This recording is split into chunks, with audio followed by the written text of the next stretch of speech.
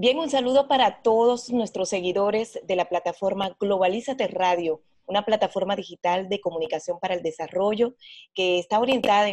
para la población migrante y para el desarrollo y que en este momento está enmarcada en todo su contenido con esta emergencia internacional que está viviendo el mundo, como lo es la pandemia del COVID-19. Me place en este momento recibir en esta plataforma y dándole las gracias de una vez por aceptar la invitación a el señor Mauricio Ramírez Villega. Él es el coordinador residente de Naciones Unidas acá en la República Dominicana y aceptó, compartir con nosotros este espacio de migrantes en casa para llevar información de todo el plan de respuesta que se está realizando desde esta nación caribeña. Le damos las gracias, señor Mauricio, por aceptar la invitación y bienvenido a Globalízate Radio. Gracias, Gina. Es todo un placer poder estar en tu programa la mañana de hoy. Muchas gracias. Muchísimas gracias a usted. Bueno, nosotros vamos a comenzar entregando preguntas que le interesan muchísimo a nuestra población migrante y comenzamos primero para orientar un poco nuestra audiencia. ¿Nos podría describir cuál es el trabajo que un coordinador residente de Naciones Unidas, del sistema de Naciones Unidas, hace en un país, por ejemplo, como este, como República Dominicana, para hablar, para contextualizar y sobre todo orientar sobre su mandato a nuestra audiencia, a la que nos sigue? Sí, Gina, mira, el mandato de un coordinador residente es un mandato muy amplio porque, por un lado, tiene la función de coordinar el trabajo de todas las agencias, fondos y programas presentes en el país. Esto varía de país en país. En el caso de República Dominicana, tenemos 13 agencias, fondos y programas de Naciones Unidas que están presentes en el país, pero a la vez tenemos 6 agencias, fondos y programas que además ofrecen asistencia técnica al gobierno y al pueblo dominicano a través de diferentes acciones de manera remota desde sus sedes o desde oficinas regionales. Pero en general, por un lado, tiene que ver con coordinar, potenciar la capacidad del sistema de Naciones Unidas para apoyar al país y su desarrollo. Y su gente, no solamente es el Estado dominicano, sino también a su población. Por otro lado, tiene una función importante relacionada con la implementación de la Agenda 2030 y los Objetivos de Desarrollo Sostenible. Es decir, que mi mandato tiene que ver con orientar el trabajo de Naciones Unidas para apoyar de la mejor manera al Estado y al pueblo dominicano para que implementen adecuadamente la Agenda 2030 y sus 17 Objetivos de Desarrollo Sostenible. Este es básicamente la función de un coordinador residente. Tiene obviamente una serie de funciones relacionadas con otras áreas de interés y de trabajo directamente con los estados. Una parte más de carácter diplomático, lógicamente, con la Cancillería, con el cuerpo diplomático presente en el país, que tiene mucho que ver obviamente con temas más diplomáticos, pero también de asuntos de carácter político.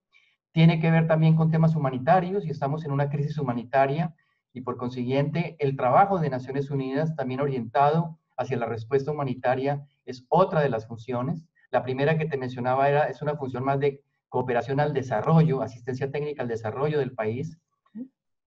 Luego la diplomática, luego la humanitaria. Luego también está la relacionada con la parte de seguridad de nuestro personal.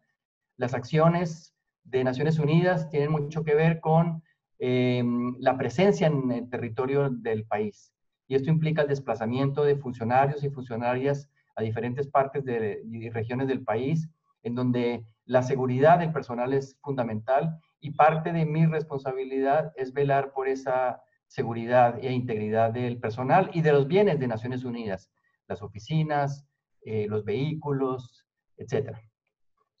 Bien, muchísimas gracias por esa amplia respuesta que de seguro nos orienta sobremanera de la condición, pues, y de la actividad que ustedes están realizando de manera muy loable acá en República Dominicana. Ya entrando al contexto de lo que nos llama esta conversación, que tiene que ver con esta emergencia internacional que involucra a todo el mundo y que, bueno, el sistema de Naciones Unidas se ha puesto prácticamente al frente de esta batalla contra el COVID-19. Queremos un poco hacer referencia al llamado inicial del secretario general de Naciones Unidas,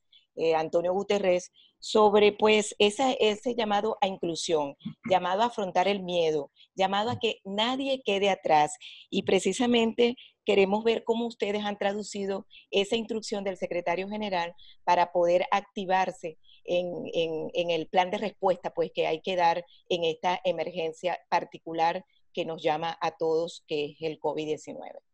Sí, efectivamente, tanto el secretario general como el director general de la OMS, el doctor Tedros, han, han enviado este mensaje muy fuerte, muy enfático desde el primer inicio, al inicio de este año, que tiene que ver con la importancia de responder ante esta pandemia, no solamente ante el enemigo propio, que es la misma pandemia, el mismo virus, sino a otro enemigo que es muy complejo y que es el temor, la desinformación, el estigma y la discriminación. Para nosotros es fundamental que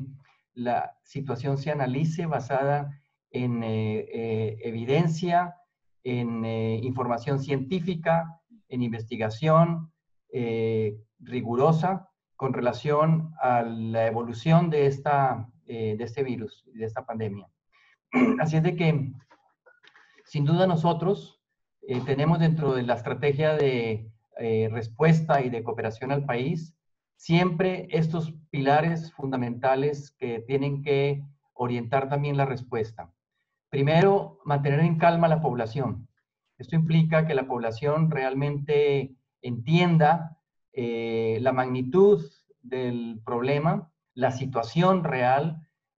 los impactos que esto tiene, no solamente en la salud de las personas que están padeciendo la enfermedad, sino también las personas, toda la sociedad, las personas que están a su alrededor, el personal de médico, el personal que está atendiendo en los diferentes hospitales y centros de atención médica. Igual, informar claramente sobre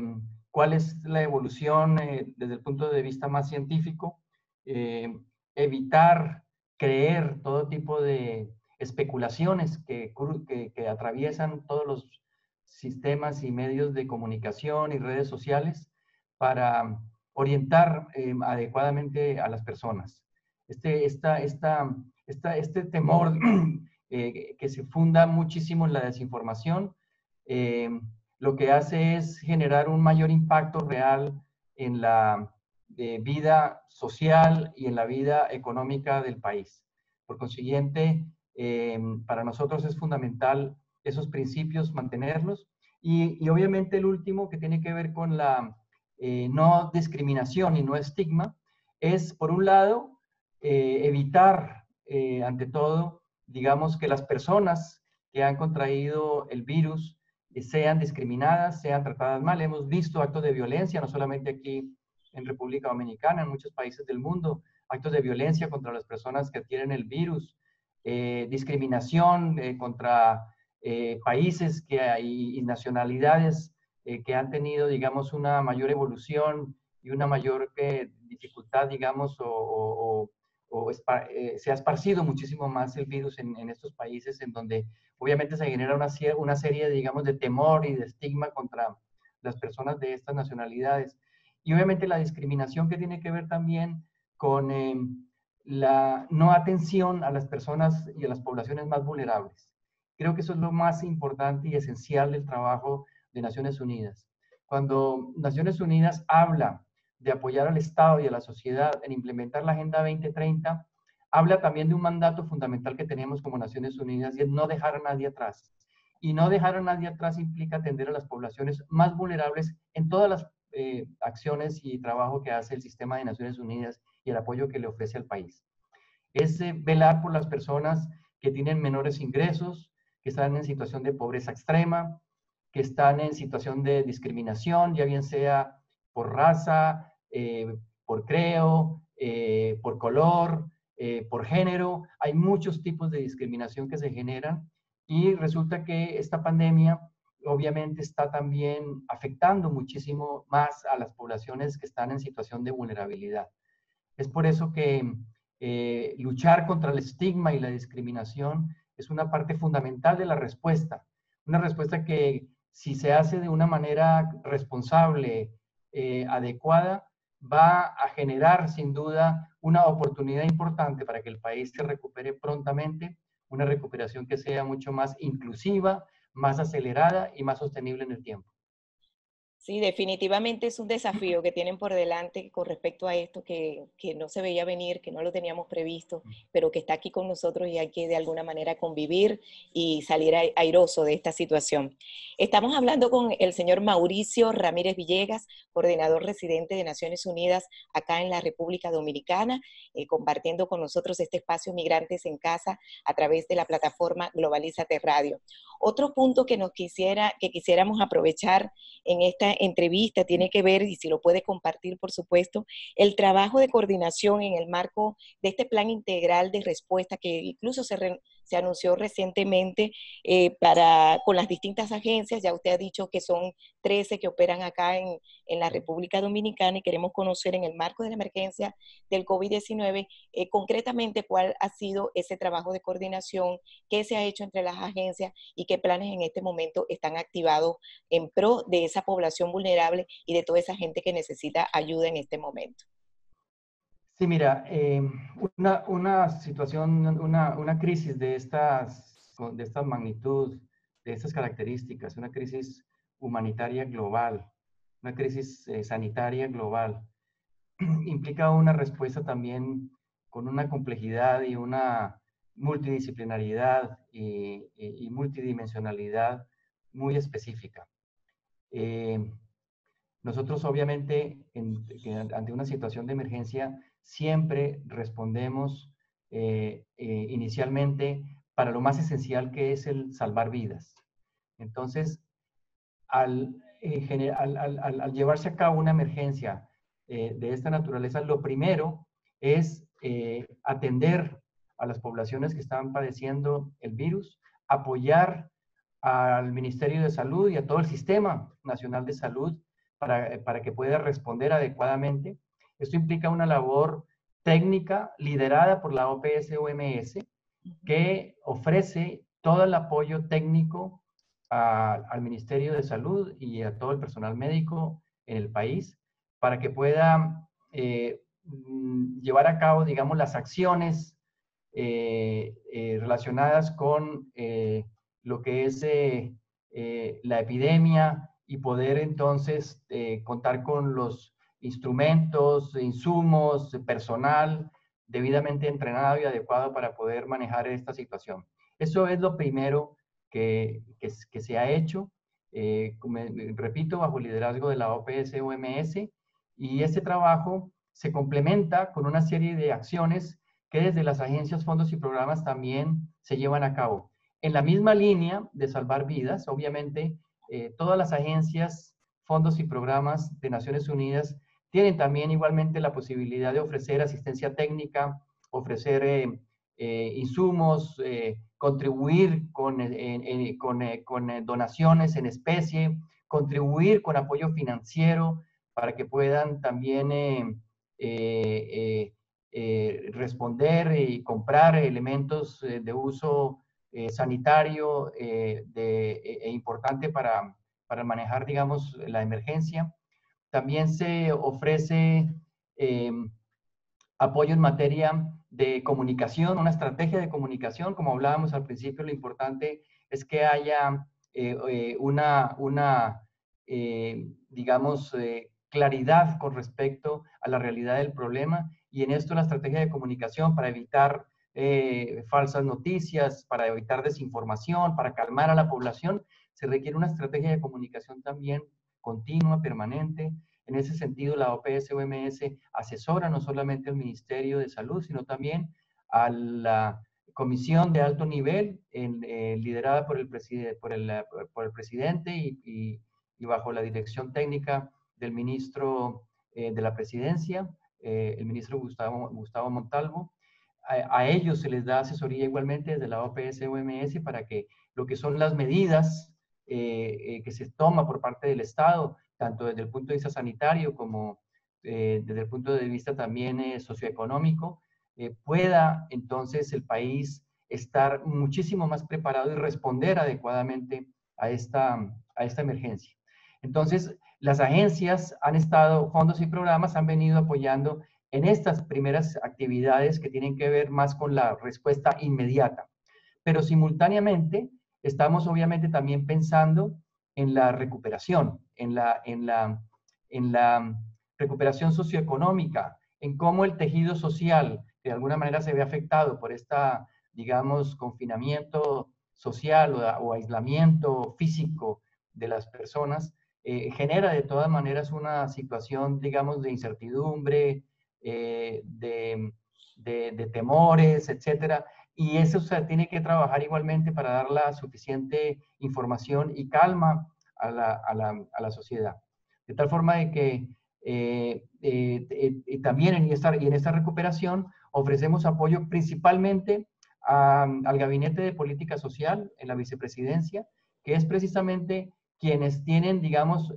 los instrumentos, el mecanismo más adecuado para responder a esta emergencia, particularmente para atender a las poblaciones más vulnerables, y tiene que ver con los programas de protección social, las transferencias monetarias, que no solamente se han venido dando regularmente hace más de 15 años o hace 15 años en este país, a través de la tarjeta Solidaridad y a través de los diferentes programas y proyectos de la vicepresidencia, y poderles entonces no solamente dar a estas personas, sino extender también a una población también vulnerable, esa población que acaba de salir de la pobreza. Recordemos que el país ha venido avanzando en los últimos años debido a su desarrollo económico que ha tenido sostenido durante muchos años y que ha sido, digamos, República Dominicana uno de los países abanderados en el crecimiento económico. Esto ha implicado que han salido varios millones de personas de la pobreza, pero han entrado también a una situación de vulnerabilidad muy alta. Están en esa área entre que han salido de la pobreza, pero todavía con unas condiciones precarias que exigen, digamos, una permanente monitoreo, apoyo, oportunidades para que las personas que están en esta franja de alta vulnerabilidad no recaigan nuevamente en la pobreza. Entonces, esas personas requieren un apoyo especial y nada más pertinente y adecuado que las transferencias monetarias, perdón, para poderles dar ayuda temporal a estas familias que están en ese grado de vulnerabilidad. Entonces, a través del programa de Solidaridad, del ProSoli, las agencias, fondos y programas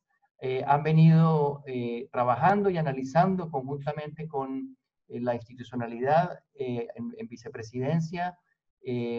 esta situación para poderles dar un apoyo técnico, apoyo financiero, en especie, la estrategia de comunicación, el monitoreo y la evaluación de cómo se vienen dando las diferentes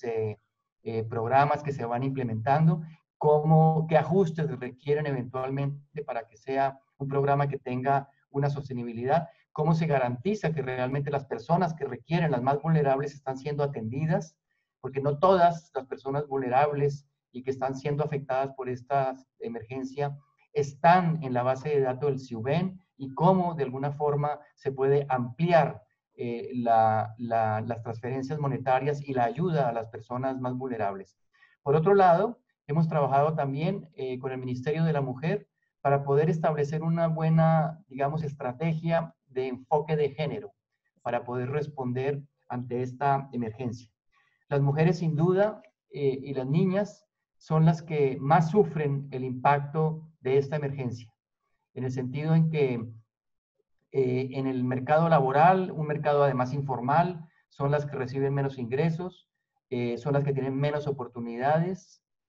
son las que trabajan además en la línea del frente en la respuesta sanitaria, son además en su gran mayoría las que están trabajando o estaban trabajando en el sector turístico, y las mujeres, por consiguiente, requieren una atención muy especial desde el punto de vista del empoderamiento económico, obviamente, pero también desde el punto de vista de salud. La mujer requiere un cuidado mucho más delicado, especial, cuando se trata de temas de salud, de confinamiento, etcétera, cuando están también sujetas a otro tipo de violencias o a otro tipo, digamos, de situaciones que las hacen muy vulnerables desde el punto de vista de salud. La mujer está siempre al frente también en el cuidado, que es un cuidado no remunerado en sus familias, con sus hijos, con sus padres, con las personas mayores. Entonces, también, y normalmente es un trabajo, me repito, no remunerado que requiere mucha atención. Y finalmente la violencia propia de género, violencia intrafamiliar, que es un fenómeno también en República Dominicana muy fuerte, requiere también un cuidado y una atención muy especial. La mujer hoy en día está básicamente conviviendo con sus abusadores en confinamiento, y obviamente esto hace mucho más compleja la situación para las mujeres que de alguna manera sufren este tipo de violencia intrafamiliar. Sí, de hecho, el último reporte de abril cuenta de un aumento bastante importante, sobre todo de denuncias de violencia intrafamiliar, y ya se están creando mensajes precisamente para tratar de disminuir ese impacto. Es un proceso muy amplio que nos acaba de describir, señor Mauricio, y evidentemente el manejo de coordinación con el Estado Dominicano y la receptividad ha sido positiva, ha sido fluida con Sí, respecto a todas estas efectivamente. actividades. Efectivamente, Naciones Unidas lleva aquí más de 50 años trabajando, apoyando el desarrollo del país con sus diferentes agencias, fondos y programas, y ha sido una relación muy constructiva durante todos los años con todos los gobiernos. Por consiguiente, el reconocimiento a la experiencia, la confianza que hay en el sistema de Naciones Unidas por su capacidad técnica, por su experiencia, por su cúmulo también de conocimiento que tiene no solamente del país, sino de los diferentes problemas y retos de desarrollo que tienen los países, particularmente de renta media como República Dominicana, es uno de los valores agregados que ofrecemos y es obviamente una de las particularidades que tiene nuestra asistencia técnica, que es muy acogida y muy bienvenida por parte del Estado. Bien, hay un punto que quiero profundizar un poco, ya usted lo ha tocado, y es el de las personas vulnerables. En el marco de esta emergencia del COVID-19 y particularmente ocupándonos en la población migrante, que es uno de los objetivos de la misión de esta plataforma, ¿qué se ha podido coordinar? ¿Qué trabajo se ha podido ejecutar un poco para profundizar sobre todo en el tema de protección de los derechos de los migrantes, de suavizar el impacto, porque indudablemente es una de las poblaciones vulnerables y más afectadas por esta crisis? ¿Qué puede compartir con nosotros en relación a ese trabajo de coordinación para esta población en específico? Sí, mira, nosotros siempre hemos mantenido desde hace muchos años un grupo de trabajo compuesto por las diferentes agencias, fondos y programas que de alguna manera por su mandato y actividades que están desarrollando en el país ofrecen apoyo, asistencia técnica, asistencia financiera a estas poblaciones. Liderado particularmente por OIM y por ACNUR, que son, digamos, dos de las agencias que tienen que ver directamente con las poblaciones migrantes en República Dominicana, tanto como para las poblaciones migrantes haitianas, la población haitiana que está en proceso de regularización también en el país, pero también migrantes como la nueva migración venezolana, que se está dando obviamente en nuestra región y República Dominicana no se escapa de esto. Luego el apoyo igualmente a la población venezolana que ha migrado a República Dominicana ha tenido también un particular atención y enfoque del trabajo y de la asistencia técnica de Naciones Unidas, el apoyo de Naciones Unidas. Aquí en esta emergencia en particular, tanto la OIM como ACNUR han venido precisamente liderando este trabajo, identificando cuáles son sus necesidades primarias que están ahorita demandando estas comunidades, informándolas, igual abogando con las instituciones del Estado, responsables obviamente por la asistencia técnica a la población, de el apoyo tanto sanitario como de protección social y recuperación económica. Ellos obviamente son sin duda de esas poblaciones más vulnerables que tiene República Dominicana, y que desde Naciones Unidas sin duda tenemos una alta interés y preocupación porque estas poblaciones se atiendan adecuadamente, se les identifique, se les reconozca, se conozca claramente cuál es su situación y ofrecerles el apoyo correspondiente. En esto, sin duda, la OIM, como mencionaba, y ACNUR han estado haciendo un trabajo excepcional, coordinado obviamente con las autoridades de migración, con la presidencia, y en el caso obviamente de la población haitiana también con el gobierno haitiano, con el embajador aquí en República Dominicana, para apoyar a estas poblaciones que, entre otras, ante esta emergencia, como ustedes saben, son miles de haitianos y haitianas que están en este país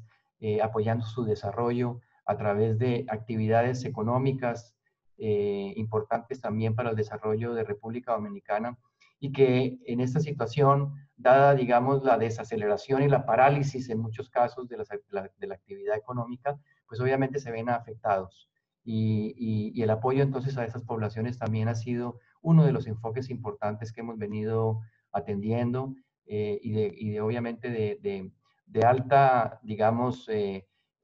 responsabilidad por parte nuestra, y también obviamente preocupación en el sentido de que nos interesa muchísimo que estas poblaciones reciban igualmente toda la atención que requieren. Bueno, y muchísimas gracias por esa labor que llevan adelante siempre y con mucho optimismo. Ya nos queda poco tiempo de esta entrevista. Queremos aprovechar también para preguntarles sobre unos mensajes que hemos visto de manera constante para atender la emergencia desde muchos ámbitos, desde el económico, desde el tema educativo, la salud. ¿Cómo sería ese desafío para recuperar la llamada nueva normalidad después del COVID-19, como ya se está llamando en muchos contextos? Sí, mira, sin duda, en este momento nos encontramos preparando un marco de respuesta para Naciones Unidas. Este es un marco que se está preparando desde nuestra sede en Nueva York, con la participación de todas las agencias, fondos y programas, con los principales, con todos los directores y directoras de las diferentes agencias, fondos y programas. Un marco integral de respuesta que tiene 5 puntos particularmente.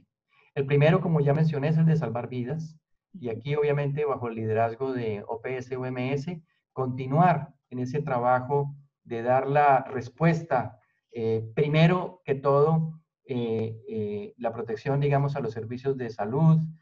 a las personas del sector salud, como mencionaba, al sistema de salud en términos generales, de poder garantizar de que tiene la capacidad de respuesta, de la toma de muestras, los diagnósticos, la atención primaria, todo lo que tiene que ver, digamos, con los equipamientos, tanto en los hospitales de recuperación, como también el cuidado también y el monitoreo que requieren de las personas que tienen que padecer digamos, asumir esta emergencia desde las casas, que es una de las alternativas, obviamente. Entonces, ese es el primer pilar de nuestra respuesta. El segundo pilar tiene que ver con la protección a la población, y esto tiene que ver con lo que mencionaba también de los programas de protección social, de las transferencias de recursos financieros, de apoyar a las poblaciones más vulnerables, de garantizar los servicios básicos. Recordemos que esta pandemia también ha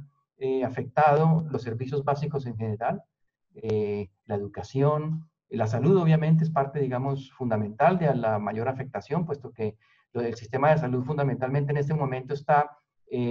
actuando en emergencia a responder ante las poblaciones que tienen este virus y aquellas otras personas que regularmente requieren atención médica, pues están viendo de alguna manera, encontrando los hospitales ya, digamos, con una capacidad disminuida, etcétera, en algunos casos ya colapsada, se, se, se, se puede dar el caso. Entonces, proteger a la población es fundamental, y garantizar obviamente los servicios de agua, para poder garantizar la salubridad, el uso del Internet, las telecomunicaciones, son otros de los servicios obviamente básicos que requieren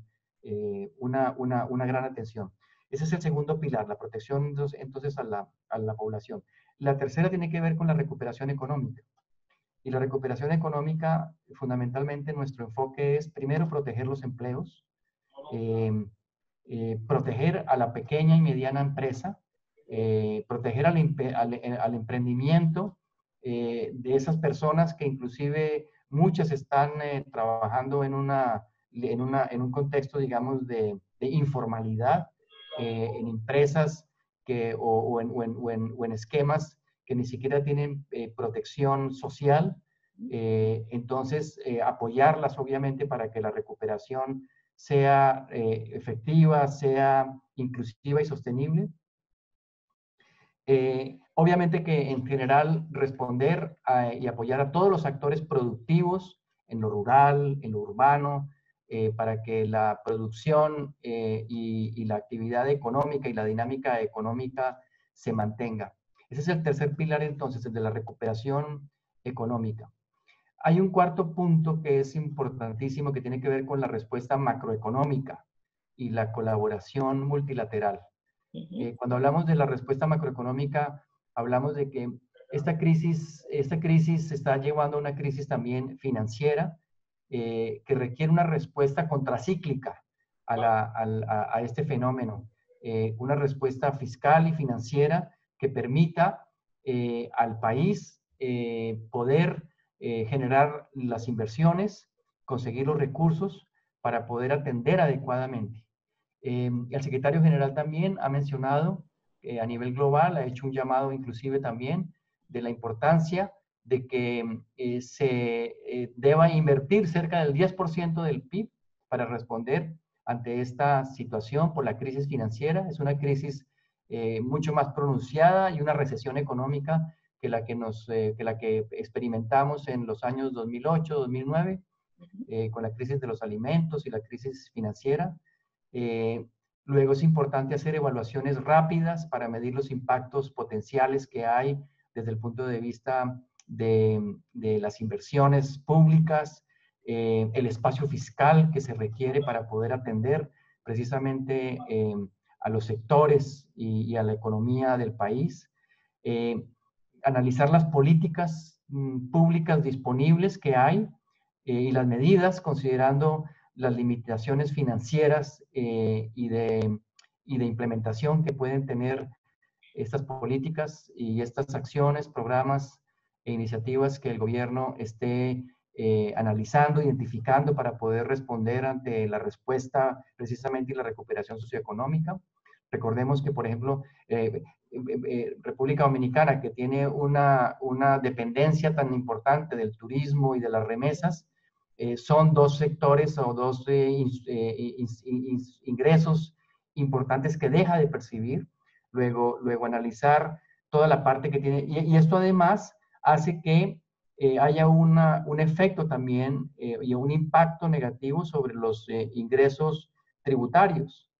Por consiguiente,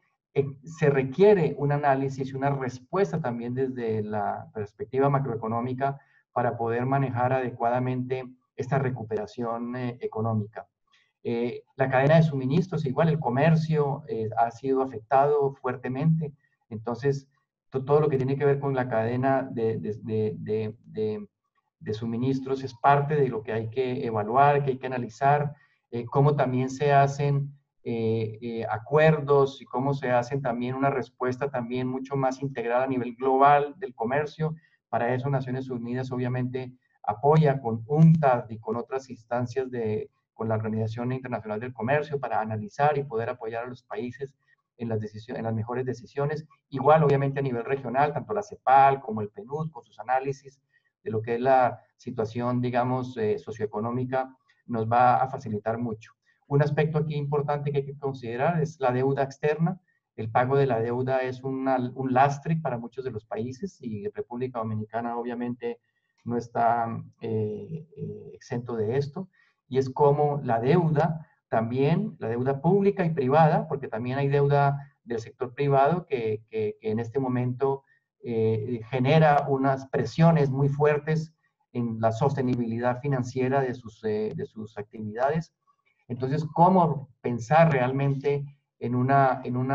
reactivación económica implica una serie de tomas de decisiones desde el punto de vista macroeconómico muy estratégicas que hay que analizar, que hay que pensar, y para eso obviamente Naciones Unidas cuenta con el apoyo, el país cuenta con el apoyo de Naciones Unidas para poder hacer este tipo también de análisis. Y el último pilar, el último punto, la última dimensión de esta estrategia que vamos a lanzar muy próximamente, ya oficialmente, tiene que ver con la cohesión social y la resiliencia de las comunidades. La resiliencia de las comunidades tanto a nivel rural como a nivel urbano. Estamos hablando de que, como mencionabas tú, en el momento de la recuperación se requiere y retornar otra vez a la normalidad. Esa realidad es una realidad que sin duda ha cambiado. No podemos decir que una vez concluya esta pandemia y esta emergencia, volvamos a la normalidad. No hay tal normalidad a la que vamos a llegar ni en República Dominicana ni en el mundo entero. Creo que estamos pasando por una crisis que está haciendo reflexionar y haciendo tomar las decisiones para transformaciones profundas a nivel socioeconómico. Y creo que es muy oportuno también pensar precisamente en el futuro, en las futuras generaciones, en la sostenibilidad del planeta, en la sostenibilidad de nuestras sociedades. Y es ahí donde tenemos una gran oportunidad, aprovechando precisamente este compromiso que han adquirido los Estados miembros de Naciones Unidas, el mundo entero, porque es una agenda universal de la Agenda 2030 y los Objetivos de Desarrollo Sostenible. Se requiere reconstruir también, no solamente desde lo social, desde lo económico, sino desde la actitud de nuevas políticas públicas, de nuevas instituciones quizás, para poder responder de una manera mucho más equitativa, acelerada y sostenible para el futuro y para el beneficio obviamente de las generaciones futuras y del planeta. Es decir, el Acuerdo de París, la Agenda 2030, los acuerdos que se han dado también a nivel global relacionado con el financiamiento de la Agenda 2030 son compromisos que ahora más que nunca tienen una vigencia estratégica fundamental para poder garantizar un avance en la implementación de los 17 Objetivos de Desarrollo Sostenible. Y aquí hay un compromiso y una responsabilidad de todos, países donantes, países receptores, todos estamos comprometidos, todos tenemos, digamos, el mismo nivel de compromiso y de responsabilidad. Así es de que de esta emergencia, de esta crisis, hay muchas oportunidades. Y esa es nuestra gran, digamos, esperanza, de que esta situación nos va a permitir, sin duda, apoyar al país para tener un país mucho más inclusivo y sostenible. Y para lo cual obviamente no tenemos duda de que se están tomando las decisiones correctas y continuarán haciéndolo y estamos aquí para apoyarlos. Así es, bueno, ahí nos toca rediseñarnos, sobre todo, bueno, ya la CEPAL. Efectivamente. Sí, ya la CEPAL entregó su informe un poco en el marco también de la respuesta para que los países también puedan tomar sus decisiones de manera correcta, como usted lo ha señalado. Se nos acabó el tiempo, señor Mauricio. Muchísimas gracias por esa espléndida descripción, pues, de todo lo que está haciendo el Sistema de Naciones Unidas acá en República Dominicana. Nos alivia mucho saber todo ese esfuerzo que están realizando y muy pendiente, pues, de un próximo contacto, si nos lo permite, para poder seguir monitoreando todas estas actividades, estos esfuerzos, esta coordinación que se realiza desde desde el Sistema de Naciones Unidas acá en República Dominicana. Muchísimas gracias. Gracias, Gina, y muchas gracias por tenerme en tu programa de Globalízate Radio. Cuenten siempre con el apoyo del Sistema de Naciones Unidas. Así es, bueno, muchísimas gracias por la confianza. Allí teníamos entonces al señor Mauricio Ramírez Villegas, coordinador residente de Naciones Unidas, que ha compartido este rato con nosotros en Migrantes en Casa a través de la plataforma Globalízate Radio, la voz intercultural de América. Se les despide esta servidora, Gina Caldera.